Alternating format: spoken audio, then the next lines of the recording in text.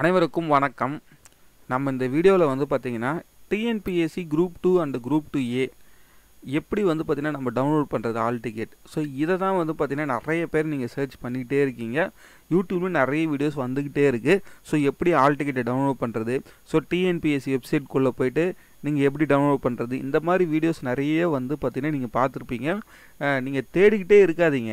So அதேமாதிரி group 4 exam ரிசல்ட்டும் வந்து பார்த்திங்கன்னா நிறைய ஃபேக் நியூஸஸ் வந்துருச்சுன்னு சொல்லிட்டு வந்திருக்கும். சேம் டிட்டோ தான் வந்து பார்த்திங்கன்னா இந்த குரூப் 2 குரூப் 2 ஆல் டிக்கெட்டும் வந்து பார்த்திங்கன்னா டவுன்லோட் பண்ணிக்கிறதுக்கு இந்த லிங்க்கை கிளிக் பண்ணுங்கள், இந்த ப்ரொசீஜரை ஃபாலோ பண்ணுங்கன்னு சொல்கிறது. ஸோ ஆல் டிக்கெட்டை பொறுத்தளவுக்கு வந்து பார்த்திங்கன்னா கண்டிப்பாக இந்த வீக் மண்டே, அதாவது நெக்ஸ்ட் வீக் மண்டே வர்றதுக்கான பாசிபிலிட்டி தான் இருக்குது.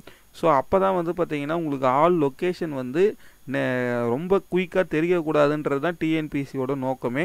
ஸோ உங்களுக்கு ஒரு 2 வீக்ஸ் முன்னாடி, ஏன்னா வந்து பார்த்திங்கன்னா நெக்ஸ்ட்டு வீக் தான் வந்து பார்த்திங்கன்னா உங்களுக்கு எக்ஸாம். ஸோ 14 தான் வந்து எக்ஸாம். ஸோ இன்றைக்கி தான் வந்து 2.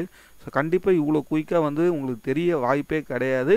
ஸோ கண்டிப்பாக ஒரு 5 டேஸ் முன்னாடி தான் வந்து பார்த்திங்கன்னா உங்களுக்கான ஆல் டிக்கெட் ப்ளஸ் எந்த இடத்துல எக்ஸாம் சென்டருன்றது தெரியும்.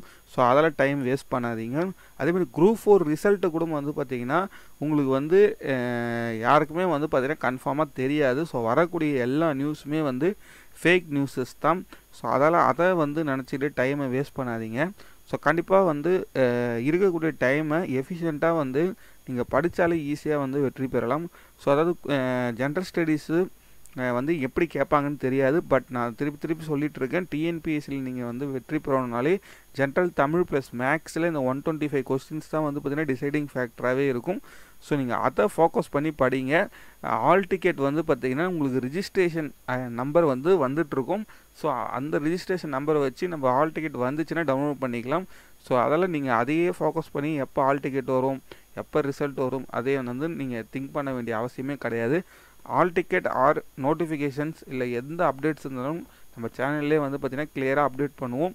ஸோ நீங்கள் வந்து எதாவது தெரிஞ்சுக்கணும்னு நம்ம சேனலை வந்து லைக் பண்ணி ஷேர் பண்ணி சப்ஸ்கிரைப் பண்ணுங்கள். தேங்க்யூ.